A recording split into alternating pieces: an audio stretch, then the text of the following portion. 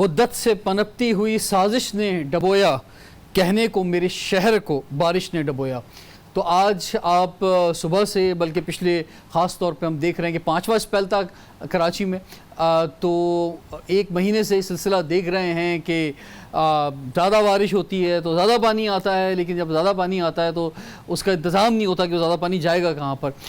फिर वो चला भी जाता है, कहा जाता है कि जनाब वो फिर पानी नहीं रहता सड़कों पर। आज भी ऐसा हुआ, अभी जब हम सड़कों पर थे कराची की तो नहीं था पानी बहुत सी सड़कों पर, लेकिन वो जो नुकसान दे जाता है इन 4-5 घंटों के अंदर लोगों के घरों में चला जाता है या लोगों के कारखानों में, दुकानों में चला जाता है, और वो जो घर की चीज़ों को और या लोगों के कारोबार को वो पानी तबाह कर देता है, उसका कौन जवाबदेह होगा। और इसी तरह से लोगों की बाइक्स, गाड़ियां जो तबाह हो जाती हैं, लोग वोट देते हैं, लोग टैक्स देते हैं, लेकिन उल्टा उनको नुकसान मिलता है, लोग वैसे ही मुश्किल के अंदर है। तो अब कितनी बात करें और कितना चीखें बारिश के ऊपर, ये कुछ समझ से बाहर बात है। एक तवील कहानी है, लंबी कहानी है, लेकिन ये कराची की बात हर जगह हो रही है। इस दफ़ा पहले से कहा जा रहा था महकमा मौसमियात की जानिब से कि 20% ज़्यादा बारिश होगी, और 20% क्या है तो 30-40% ज़्यादा बारिश होगी, ना सिर्फ कराची में बल्कि पूरे सिंध के अंदर। लेकिन इसका कोई इंतज़ाम मौजूद नहीं था। अब जाग जाना चाहिए अरबाब इख्तियार को कि बहुत ज़रूरी है। नाज़रीन, इस मामले को कि कराची की जो तबाही है और बर्बादी है, हर तरह से देखा जाए, अगर वो शहर जो सबसे ज़्यादा टैक्स देता है लेकिन उसके बावजूद उसको वो रिटर्न नहीं मिलता है, और अगर मिल भी जाता है तो फिर जो सियासतदान हैं, चाहे वो बल्दियात में हो, चाहे वो सूबे में हो, चाहे विफाक में हो, वो इस पर किस तरह से पैसा लगाते हैं या कितनी करप्शन होती है, इस शहर की सियासत कैसे चलती रही है, इस हवाले से एक बहुत ही ज़बरदस्त पर्सनैलिटी हमारे साथ हैं आज। काफ़ी अर्से बाद जो है आपको नज़र आएंगे टेलीविज़न स्क्रीन के ऊपर। कराची की सियासत में इनका बड़ा इंपॉर्टेंट रोल रहा है। मुत्तहदा कौमी मूवमेंट के साबिक रहनुमा या मौजूदा रहनुमा, किस तरह पुकारूं, ये इन्हीं से ही पूछूंगा। कामरान टिसोरी साहब हमारे साथ मौजूद हैं। अस्सलाम वालेकुम कामरान साहब, जी आपको वेलकम कहते हैं। बहुत शुक्रिया जी। सोशल मीडिया पे मैंने कहा कामरान टिसोरी साहब आ रहे हैं, तो मेरे पास पिछले 2 घंटों में काफ़ी लोगों ने रब्ता किया है कि कामरान टिसोरी साहब लग रहा है कुछ खास इंकशाफात करने वाले हैं आज हमारे साथ बैठ के। बिल्कुल, आप सवाल ये फरमाएं, ये क्या, ये कौन जिम्मेदार है आपकी नज़र में, ये जो हाल हो रहा है इस वक्त कराची का बारिश की तबाही पर, इसका फरमाएं। बिस्मिल्लाहिर्रहमानिर्रहीम। देखिए, अगर आप जिम्मेदारी किसी पर डालना चाहते हैं तो जिम्मेदारी सिर्फ उनके कंधों पर आएगी जिन्होंने इस शहर से बेवफाई की है और शहर के लोगों को बेयारो मददगार छोड़ा, उनके साथ इंसाफ नहीं किया। ठीक है। अच्छा, अब आप पूछेंगे किसने इंसाफ नहीं किया? देखिए, आप किसी भी शख्सियत को या कुछ लोगों को अपनी दावत पे मदऊ करें और उनकी तादाद 20 से ऊपर हो, ठीक है, और आप खाना सिर्फ 5 लोगों का बनाएंगे तो ला मौला बाकी लोग आपको बुरा भला कह के जाएंगे या भूखे जाएंगे। यही हाल कराची का है। ठीक। जब आप मर्दमशुमारी में कराची की आबादी को 1.5 करोड़ दिखाते हैं और वहां पर जो लोग मौजूद हैं वो 3.5 करोड़ हो, तो फिर हाल यही होगा। ठीक है। देखिए, हम कसूरवार, कौन जिम्मेदार कौन है, मैं आपको आगे बताता हूँ। देखिए, हम जिम्मेदार फौरी तौर पर उन लोगों को ठहरा देते हैं जो शहर में काम कर रहे हैं, कुछ इदारों को, कुछ सियासी जमातों को। ठीक है। लेकिन ये भी सोचना चाहिए, क्या वो सियासी जमातों का जो मेयर है या उसके जो नुमाइंदे हैं, क्या वो 1.5 करोड़ आबादी के वसाइल के लिए थे या 3.5 करोड़ के लिए? ठीक है। इसी वजह से आज शहर में हर आदमी चिल्ला रहा है कि रोड पे अवामी लेकिन इसमें एक सवाल ये उठता है कि चले मान ली ये बात ठीक है जो आप कह रहे हैं, और ये तकरीबन हर सियासी जमात ये बात कह रही है, लेकिन जो आबादी है उसके साथ जो बजट मिला है, कम से कम वो तो खर्च हो, वो भी तो खर्च नहीं हो रहा। देखें, जब आवा का आवा ही बिगड़ जाए, ठीक है, और हर आदमी, चलिए फोकस होकर आपसे बात करते हैं ना। कामरान टिसोरी साहब हर एक को इल्जाम दे रहा है। कामरान टिसोरी साहब जो है, इनकी जरा हिस्ट्री बड़ी जबरदस्त है। मुस्लिम फंक्शनल लीग में रहे ये, और उसके बाद एक ऐसे वक्त में एमक्यूएम इन्होंने ज्वाइन की जब लोग एमक्यूएम से जा रहे थे, यानी एमक्यूएम के बानी को जब एमक्यूएम पाकिस्तान डिसोन कर चुकी थी और उसके बाद अपनी सियासत शुरू कर चुकी थी, डॉक्टर फारूक सत्तार किसी हद तक आगे सामने आए थे सरबराह बन के, तो उस वक्त जो है पैराशूट से आए, कहाँ से आए कामरान टिसोरी साहब? बहुत से लोग ये कहते हैं आपके मुखालिफ जो हैं कि आप कोई किसी एजेंडे के साथ आए थे, कुछ लोगों ने आपको भेजा था एमक्यूएम के अंदर। कुछ एमक्यूएम की जो, अब आप देखें ना, एक एमक्यूएम एक बड़ी पार्टी, एक ऐसी पार्टी की जो कराची पर जिसने तवील अरसे तक राज किया, जो मेजॉरिटी सीटें ली थी, आज इस जगह पे पहुंच गई कि इस 2018 के इलेक्शन में उसे कराची सिर्फ 4 सीटें मिली और पीटीआई जो है वो 14 सीटें ले गई। तो ये कोई आपका कोई मिशन था कि एमक्यूएम को इस जगह पे पहुंचाना है, इतना छोटा साइज में कर देना है, फारूक सत्तार को निकाल देना है पार्टी से, पार्टी के टुकड़े कर देना है? आपने 3-4 सवाल एक साथ कर लिए, फिर मुझे थोड़ा सा टाइम दीजिएगा कि मैं चारों सवालों के आपके जवाब दूं। ठीक। देखिए, एक तो जब मैंने एमक्यूएम पाकिस्तान ज्वाइन की, उस वक्त तक जो एमक्यूएम पाकिस्तान के चलाने वाले थे वो खुद ब खुद बिखर चुके थे। ठीक है। आप देखें, इशरतुल इबाद मुल्क से जा चुके थे। ठीक है। बाबर गौरी साहब पाकिस्तान में नहीं थे, आदिल सिद्दीकी साहब नहीं थे। ठीक है। और एक बड़ा जंग जो अनीस कायम खानी साहब और मुस्तफ़ा कमाल की सूरत में पीएसपी बना चुका था। और जिस वक्त मैंने पार्टी ज्वाइन की तो एमक्यूएम पाकिस्तान के हर रोज एक एमपीए शमूलियत करते थे किसी और पार्टी में। ठीक है। और आपने जैसे इंट्रो में कहा कि जिसने भेजना था या जो जा रहे थे तो वो पीएसपी की तरफ रुख था। मुझे सिर्फ एक शख्स जिसका नाम डॉक्टर फारूक सत्तार भाई था, उन्होंने आके सिर्फ यही लफ्ज दोहराए थे जो आज आप दोहरा रहे हैं कि कराची के लोगों का सवाल है, एमक्यूएम की और जो महाजरों की और जो हमारी एक कौमियत है आज वो बिखर रही है। ठीक है। और मैं ये चाहता हूं कि अब क्योंकि मैं सरबराह बन चुका हूं तो मुझे एक अच्छी टीम और ऐसे लोग साथ चाहिए जो मेरे साथ चल सके। ठीक है। तो आप देखें रिजवान, मैंने तो 30 साल जब एमक्यूएम का अरूज था और जब उसका पीक टाइम था, अगर मुझे कोई मफाद होता या जो मैंने कोई उनसे हासिल करना होता तो जब लोगों ने मजे लिए, लोग मेयर बन गए, मिनिस्टर्स बन गए, तब तो मैं एमक्यूएम में नहीं आया। ये तो एमक्यूएम का वो टाइम जो मैंने आपको बताया कि कुछ लोग जो एमक्यूएम को चलाते थे वो मुल्क छोड़ के जा चुके थे और जो कुछ यहाँ थे वो अपनी पार्टी बना चुके थे। तो आप किसी और के कहने पे या कहीं से जहाँ से लोग कहीं जा रहे थे तो किसी के कहने पे आप यहाँ नहीं आए, आपने कहा कि फारूक सत्तार ने आपको ऑफर दी था, उनके कहने पे आप आए? मैं बिल्कुल उनके कहने पर आया। और मेरे पास जब मेरे घर तशरीफ लाए थे फारूक सत्तार भाई तो उनके साथ आमिर खान भाई भी थे। ठीक है। और ख्वाजा सुहेल मंसूर भाई भी थे और इन्होंने आके मुझसे ये कहा था कि आप हमें ज्वाइन करें। ठीक है। और जहां तक बात ये रह गई कि कहीं भेजना था या जो लोग जा रहे थे तो वो तो मेरे घर से बिल्कुल करीब ही था, खयाबान शहर। लेकिन मैं तो पीआईबी आया, अपने घर से बहुत दूर चलकर आया और एक सियासी पार्टी जिसमें मैं मौजूद था उसको छोड़कर आया। और जो कुछ मैंने इस पार्टी में आकर किया है, वजह क्या थी, क्यों आए थे आप? बस ठीक है, उन्होंने ऑफर दी, आप कराची के लिए आए? कराची का रहने वाला हूँ, मैं उर्दू स्पीकिंग हूँ। और जब फारूक भाई ने उर्दू स्पीकिंग और एक एमक्यूएम और एक उर्दू बोलने वाली जमात का हाल अहवाल मुझे बताया और जो नजर आ रहा था सबको, तो मैंने फारूक भाई की बात मानी। उनसे इस बात के ऊपर हमारी बात हुई थी कि हम एक अच्छा आपने कहा कि मैं किसी कुर्सी के लिए नहीं आया, किसी सीट के लिए नहीं आया, लेकिन महसूस ये हुआ कि आप जब आए फिर आपने कुछ ऐसा महसूस हुआ, कुछ फाइनेंस भी करना शुरू किया पार्टी को, किया आपने नहीं किया? देखिए, मैं आपको बिल्कुल क्लियर बताऊं कि मैंने जो इन्वेस्ट किया ना वो था अपना टाइम और कराची के हमारे अपने कारकुनों, क्योंकि वो जेलों में थे, मैं उनके साथ फारूक भाई के साथ और खालिद मकबूल भाई के साथ जेलों में जाता था, अपने कारकुनों से मिलता था और हमने बहुत कोशिश की थी कि ये जो बिखर रहा है शराजा, देखिए हमारे पास बहुत सारी चीजें होती थी, उस वक्त तो ऑफिस भी नहीं था। जी, ऑफिस भी नहीं था। हैदराबाद का ऑफिस खुला, आपका कोई रोल था हैदराबाद का ऑफिस खुलवाने में? महमूदाबाद आपका कोई रोल था? हम सबकी एफर्ट्स थी ना, कलेक्टिव एफर्ट्स। नहीं, कहीं बात करनी पड़ी होगी, कहीं ऐसे तो नहीं खुल गया होगा ना दफ्तर है? देखिए, हम हैदराबाद का दफ्तर खुला या हैदराबाद का दफ्तर खुला? नहीं, बिल्कुल बात की थी और बिल्कुल की थी और सब साथ बैठ के कर रहे थे, क्योंकि उस वक्त के हालात। आप अपना सोलो नहीं कहते कि आपका रोल है? नहीं, पार्टी के अंदर तो देखिए सोलो कोई भी नहीं होता। अच्छा। मेरी जाती मलकियत तो नहीं थी हैदराबाद ऑफिस, कारकुनों की मलकियत थी। कारकुनों के लिए फारूक भाई का कहना था तो हम सब ने मिलके अपना मौकिफ पेश किया और वो उस मौकिफ को तस्लीम भी किया गया। और आप ये देखें कि फिर उसके बाद हैदराबाद, मीरपुर खास और लाइंस एरिया, ये सारे ऑफिस खुले। ठीक है। मैं समझता हूँ कि अगर उसमें क्या रोल था आपका, क्या रोल था? देखिए, मेरा रोल तो मैं इस तरह से जब दफ्तर बंद हो रहे थे तो कहीं से, उस वक्त मैं नहीं था। नहीं, देखे ना, उस वक्त मैं पार्टी में नहीं था, लेकिन कहीं से कहने पे बंद हो रहे थे। जब खुल रहे थे तो कहीं से कुछ कहा जा रहा होगा तो खुल रहे होंगे। मैं ये समझता हूँ कि उस वक्त जो कराची के हालात थे और जिन हालात में फारूक सत्तार भाई ने पार्टी को की सरबराही संभाली, तो वो एक गैर मामूली हालात थे कराची के लिए, एमक्यूएम पाकिस्तान के लिए।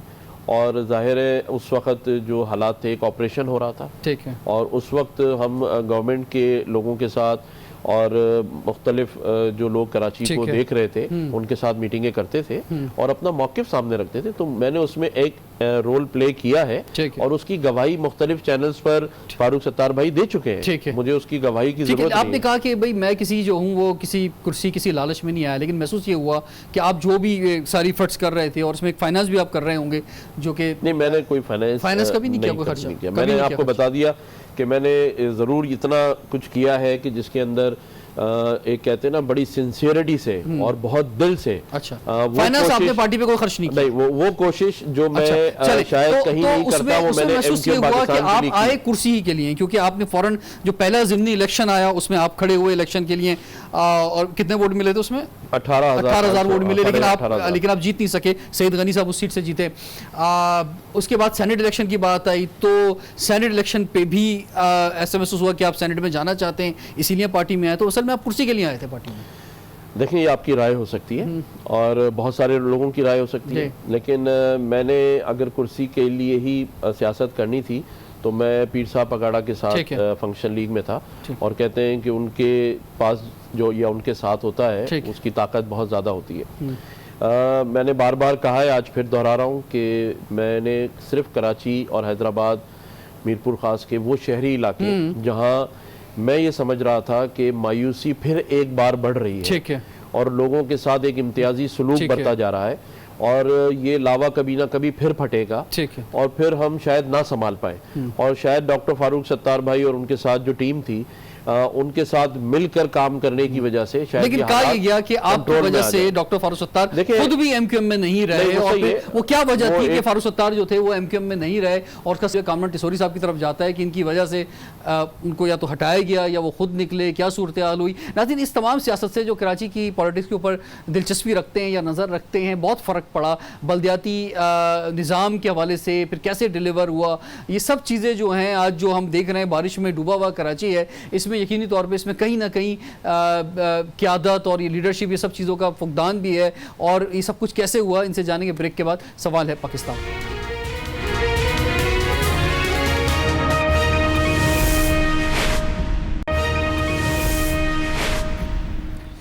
Welcome back. सवाल है पाकिस्तान का, इसलिए आज हमारे साथ हैं कामरान टिसोरी साहब, सीनियर सियासतदान हैं, मुत्तहदा कौमी मूवमेंट के डिप्टी कन्वीनर भी रहे राब्ता कमेटी की जब इन्होंने ज्वाइन की, और पूरी थोड़ी सी हम स्टोरी इनसे सुन रहे थे, बहुत इंपॉर्टेंट स्टोरी। कामरान टिसोरी साहब, तो ये हम पहुँचे कि जनाब सेनेट के हवाले से कि आपने कहा कि जनाब आप किसी कुर्सी, किसी इक़्तिदार के लिए नहीं आए, लेकिन ऐसा महसूस ये हुआ कि फारूक सत्तार साहब जो कि एक मुत्तफ़िका, एक नाम भी आया सामने एमक्यूएम पाकिस्तान का, कि ऐसा महसूस हुआ, एक रात ऐसी भी थी कि जब महसूस हुआ कि जनाब एक लीडर मिल गया है शायद पार्टी को, लेकिन उसके बाद जो है वो वजूहात दूसरी भी थी या हो सकती हैं जो आप बताएं शायद, लेकिन सामने स्क्रीन पर एक ही बात आ रही थी कि जनाब कामरान टिसोरी साहब के लिए स्टैंड ले लिया है फारूक सत्तार साहब ने, और उस वजह से वो खुद भी पार्टी से निकले या निकाले गए या खुद छोड़ी उन्होंने। मैं समझता हूँ कि ये मामला मिस हैंडल हुआ, और शायद हमारी राब्ता कमेटी में कुछ दोस्त ये समझ रहे थे कि जब हम नाम सेलेक्ट करेंगे तो ही बन गए हम।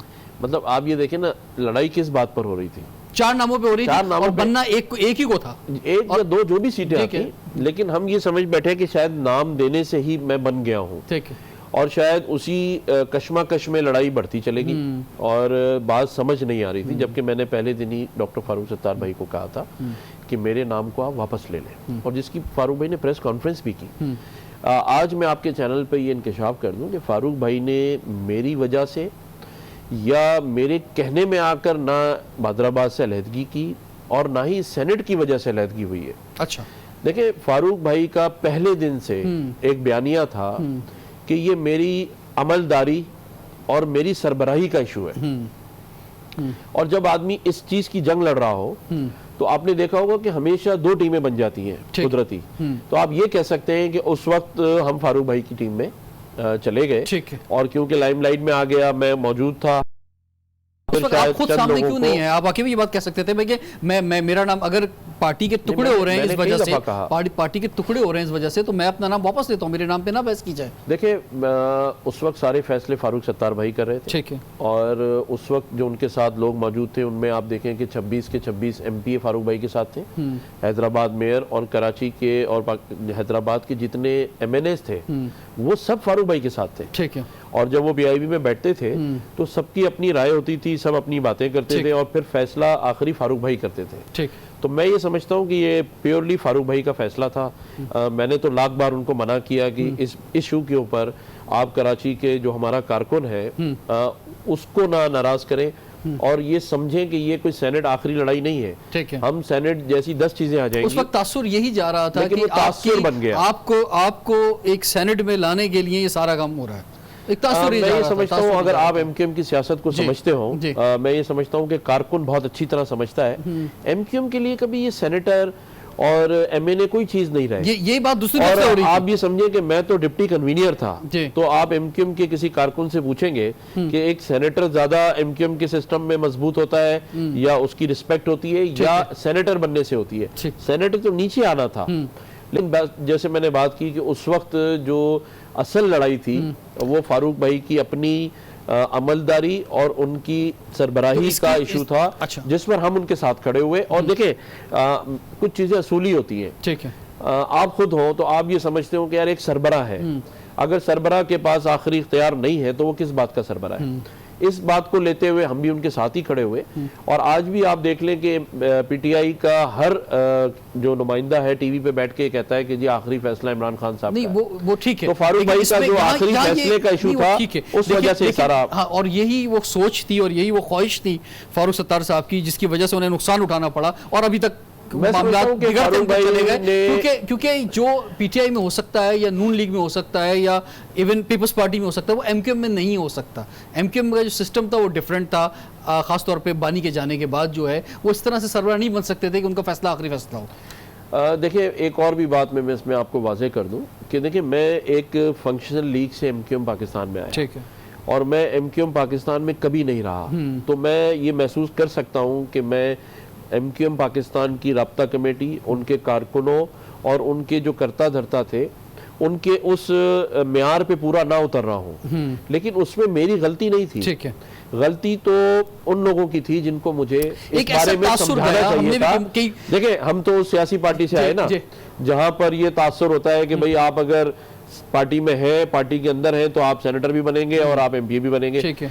लेकिन एमक्यूएम का सिस्टम मैं मानता हूं कि उस तरह का नहीं था, लेकिन मैं उस सिस्टम के लिए नया आदमी था। मुझे अगर समझाया जाता, मुझे बताया जाता कि देखिए ये सिस्टम है, इसके तहत आपने चलना है, लेकिन समझाने के बजाय वो एक लड़ाई की शक्ल और एक किसी को डिग्रेड करना होता है कि मेरा सिर्फ एक पॉइंट था कि जी मैं भी किसी सियासी पार्टी से आया हूँ, ठीक है, मैंने भी वहां टाइम लगाया। आपको डिग्रेड किया गया? नहीं, मैं ये समझता हूँ अपने अंदर कि शायद वो इशू इतना बड़ा नहीं था जितना बना दिया गया। फिर दोबारा जो है इलेक्शन लड़ा गया, फारूक सत्तार साहब भी वही पतंग के ही बैनर तरे जो इलेक्शन लड़ा, लेकिन वो जारी बात है सरबराह नहीं रहे।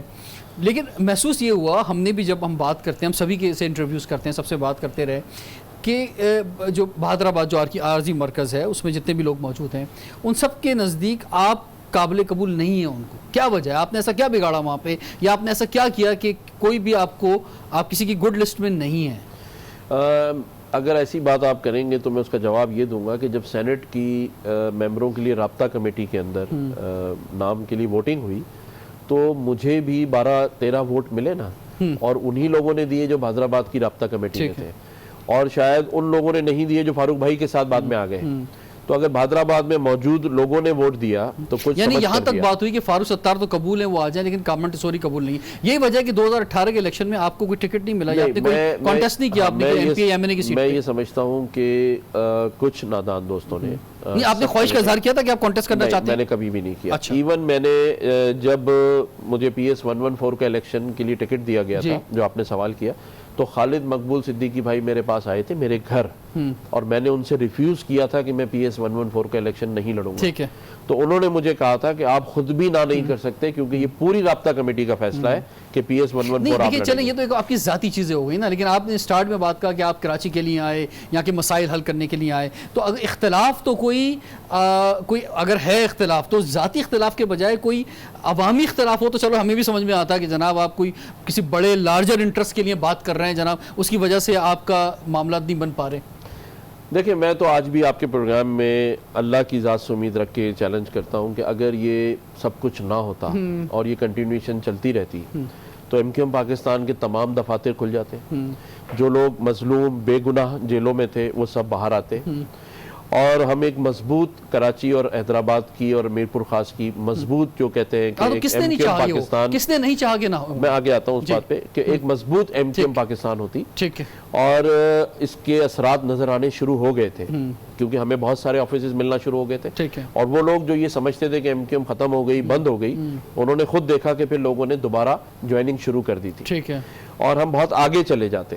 तो क्यों नहीं हो सका? लेकिन क्यों नहीं हो सका? मैं ये समझता हूँ कि हमारे पार्टी के अंदर और कुछ ऐसे अवामिल या लोग ज़रूर शामिल हो गए थे या उस वक्त थे जिन्होंने शायद जो आला क़यादत थी पार्टी की उसको दो हिस्सों में तकसीम कर दिया। ठीक है। और वो दो हिस्से सिर्फ इस बुनियाद पर बन गए कि मेरी अमलदारी और मेरा वो। और मैं ये समझता हूँ कि शायद उस वक्त मुझे ये बात आपकी ठीक है कि मैं उस वक्त आगे बढ़ के शायद एमकेएम पाकिस्तान छोड़ देता तो ये ज्यादा अच्छा होता क्योंकि रिजल्ट सामने आ जाता। लेकिन आपको मैं यहाँ ये भी बताता चलूं कि जब फारूक भाई ने हैदराबाद जाने का फैसला किया मुझे छोड़कर और मैं उनके साथ नहीं गया हैदराबाद, तब भी मैं कारकुनों के पंडाल में बैठा था और वहां बैठा रहा और मैं घर नहीं गया। और मैंने एज ए कारकुन बनकर वहां 3 घंटे फारूक भाई की स्टेज पर स्पीच उस वक्त भी मैंने एक प्रोग्राम किया था उस वक्त भी मुख्तलिफ लोगों के साथ जो प्रोग्राम किए, तो उस वक्त भी ये सवाल था कि भाई आप उधर क्यों बैठे थे, आप अपने घर में क्यों नहीं बैठे थे?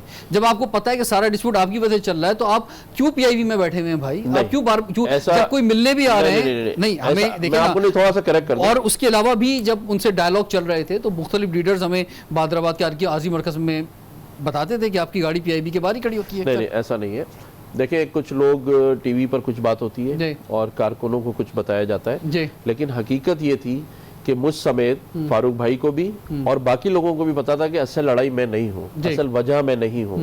लेकिन तासुर ये जा रहा है, तासुर जा रहा है, लेकिन उसमें आप एक रोल अदा कर सकते हो जो आपने नहीं किया। ना वजह में था और ना असल तासुर में था। ठीक है ना। बात जिनको समझ आनी थी उनको समझ भी आ रही थी। ठीक है। ये जरूर है कि मुझे ये समझ लें कि स्केपगोट बना दिया गया और लोगों को नजर आना शुरू हो गया शायद इनकी वजह से ही हो गया। ठीक है। लेकिन ऐसा नहीं था। अभी आप खड़े हैं फारूक सत्तार के साथ? मैं देखें उसके ऊपर भी हम बात कर लेंगे। मैं आखिरी बात ये आपको इस हवाले से ये कर दूं कि मैंने जो कुछ भी एमकेएम पाकिस्तान में रहकर किया वो इंतहाई सिंसेरिटी से कराची के उन कारकुनों और आवाम की जो मसाइल थे, जो मुसीबतें थी, उसमें खड़ा रहकर किया। हाँ, मैं ये समझता हूँ कि कहीं ना कहीं मेरे साथ भी ज्यादती हुई है और मुझे शायद कुछ लोग समझ नहीं सके और उनको उस बात को समझना चाहिए था कि एक आदमी की जो स्पिरिट है वो क्या है।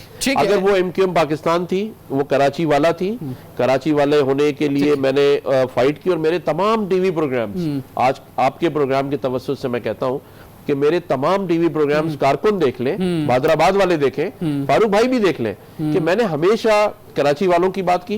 ठीक है, टाइम एक ब्रेक की तरफ हम बढ़ेंगे। उसके बाद ये कि पार्टी में रियाती जो सेटअप था 4 साल का, बड़ा इंपॉर्टेंट था, जिसमें एमकेएम के पास 4 डिस्ट्रिक्ट्स थे, मेयर था, तो ये इसकी प्रोग्रेस के हवाले से फारूक सत्तार बहुत सारे सवालात उठाते रहे हैं। तो कामरान टिसोरी साहब इसको किस तरह से देखते हैं और क्यों आवाम के लिए डिलीवर नहीं हो सका जो होना चाहिए था इस शहर के लिए? इनकी क्या राय? ब्रेक के बाद पूछते हैं सवाल पाकिस्तान का।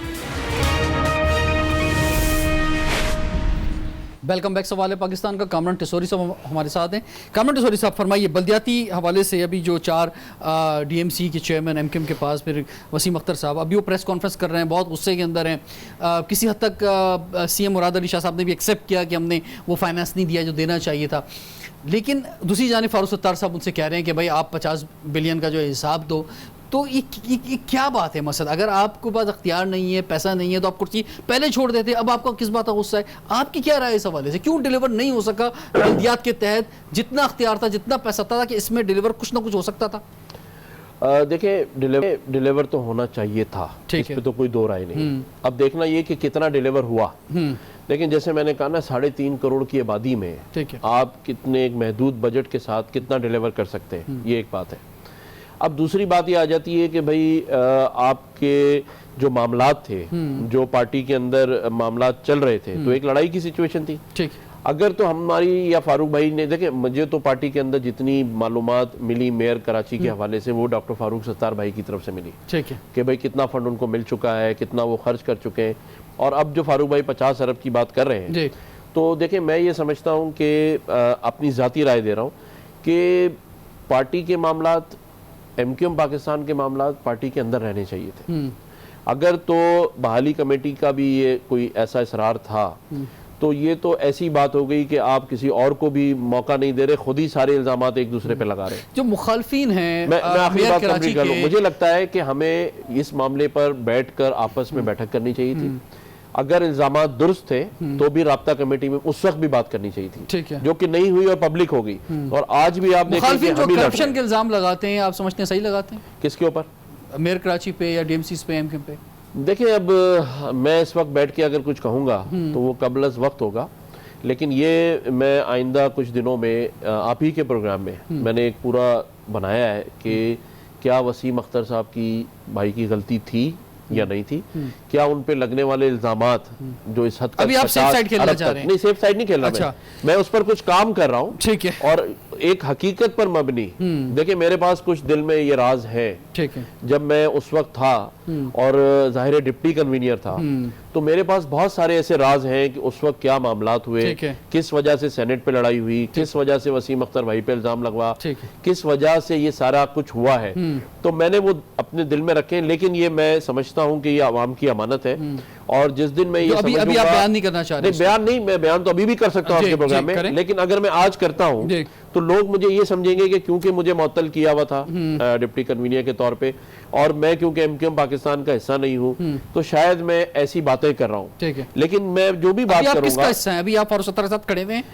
देखिए, मैं फारूक भाई के साथ, कि आप कराची की प्रेस कॉन्फ्रेंस में नहीं थे, आप हैदराबाद में थे उनके, उन्होंने जब किया, लेकिन वहां पर भी आपने तकरीर नहीं की। नहीं, मैं कराची की प्रेस कॉन्फ्रेंस में भी था। अच्छा, नहीं, प्रेस कॉन्फ्रेंस में जलसे में नहीं थे, उनका जलसा जो हुआ था। देखिए, मैं ये समझता हूँ कि बहुत सारी बातें जब आप साथ होते हैं, ठीक है, तो जहाँ आप खड़े हुए फारूक सत्तार साहब के साथ, अभी तो मैं उनके साथ खड़ा हूँ। ठीक है, अभी तो से क्या मुराद? अभी से मतलब जाहिर है आदमी देखता है कुछ चीजों को, जहाँ आप मुतमईन है नहीं है, बातें अगर जो आप राय देते हैं, जो आप चाहते हैं कि कराची के लिए, तो अगर आप 100% मुतमईन नहीं है, इतना करीब होंगे के बावजूद, तो फिर बाकी जो साथी जिनके बारे में शिकायत कर रहे हैं, तो वो फिर कैसे मुतमईन हो सकते हैं फारूक सत्तार साहब से, उनकी लीडरशिप से या उनकी सरबराही से? नहीं, मैं ये समझता हूँ कि हमारे यहाँ अगर किसी बात पे इख्तलाफ होता भी है तो फारूक भाई को हम बात करते हैं और वो सुनते हैं, और बात दफा सुनने के बाद कुछ लोगों ने मुझसे कहा कि भाई आपके पास कोई वीक पॉइंट है फारूक सत्तार साहब का, जिसकी वजह से वो इतना जो है, वो क्या वीक पॉइंट है आपके पास उनका? वो ऐसी चीज है कि वो आपको छोड़ते नहीं है, या जिसकी वजह से वो लड़ गए आपकी तरफ से? इल्जाम सिर्फ मुझ पे लग रहा है कि मेरे पास है, लेकिन मुझे लगता है ये वीक पॉइंट पूरी कराची के पास है उनका। अच्छा, और वो शायद बाय डिफॉल्ट, बाय डीएनए वो है ही इस तरह के फारूक भाई, तो शायद हर आदमी ये महसूस कर लेता है। आपके पास कोई वीक पॉइंट नहीं है? मैंने कहा ना, जो सबके पूरी कराची के पास है वो मेरे पास। अच्छा, ठीक है, ठीक है जी। वेरी क्विक एंड में कुछ कहना चाहेंगे? कमेंट सॉरी साहब, मैं एंड कर रहा हूं प्रोग्राम। मैं ये समझता हूं कि क्योंकि आपने प्रोग्राम पूरा ही एमक्यूएम पाकिस्तान पर किया, आगे अगला मेयर एमक्यूएम का आ सकता है? मैं अगला मेयर बिल्कुल एमक्यूएम पाकिस्तान का होगा, ये मैं आज आपको पेशन गोई करके जा रहा हूँ, छोटी सी। बिल्कुल एमक्यूएम पाकिस्तान का होगा, और एमक्यूएम पाकिस्तान फिर एक बार कराची की मकबूल और एक अहम तरीन जमात, ताकतवर जमात होके उभरेगी। अच्छा, आज आप मेरी बात, बाकी जमातें पीएसपी, पीटीआई कोई ना डिलीवर कर सकी है ना कर सकेंगी। अच्छा, क्योंकि यहाँ 18,500 वोट दिया है। आपका मुस्तकबिल आपकी नजर में? 18,500 वोट दिया है। मुस्तकबिल आपकी नजर में? फारूक भाई के अपने हाथ में है। अच्छा, हाँ, उनका मुस्तकबिल, ये वाहिद सियासतदान है जिनका मुस्तकबिल अपने ही हाथ में है। अगर फारूक भाई चाहते हैं कि कराची की इस एमक्यूएम को बहुत मजबूत करें, तो उनको फिर कुछ बड़े बड़े फैसले करने पड़ेंगे। अच्छा, ठीक है जी, बहुत बहुत शुक्रिया कामन टिसोरी साहब, आप तशरीफ लाए और बहुत से बात जो हैं वो किए कामन टिसोरी साहब ने, और आखिर में उन्होंने कहा कि अगला मेयर एमक्यूएम पाकिस्तान का होगा, कराची का। रिजवान जाफर को इजाज़त दीजिए, सवाल पाकिस्तान का।